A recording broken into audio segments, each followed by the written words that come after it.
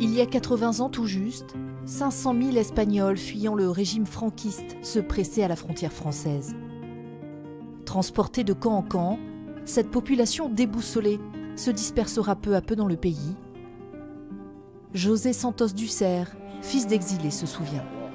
C'est la première fois qu'on voit arriver 500 000 personnes par un poste frontière. C'est quand même quelque chose de saisissant.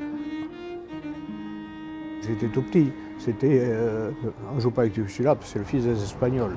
C'était le fils des Rouges. J'ai entendu ça, et mes petits camarades aussi, donc on n'était pas...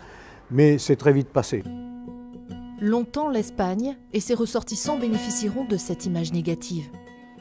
Alors, depuis son Périgord, José et son festival Cinespagnol militent depuis 10 ans à la reconnaissance de sa culture, bien loin des images d'Épinal, de flamenco et de corrida. Il n'y a pas que ça. Quand vous entrez dans le Prado, vous comprenez qu'il n'y a pas que ça. C'est toute une culture, tout un pan, je dirais, de la civilisation occidentale qui est à découvrir. Il y a quelque chose de délicieux à lire. Pour preuve, ce jour, un artiste fait découvrir ses peintures inspirées du Don Quichotte de Cervantes à des étudiants et à leurs professeurs.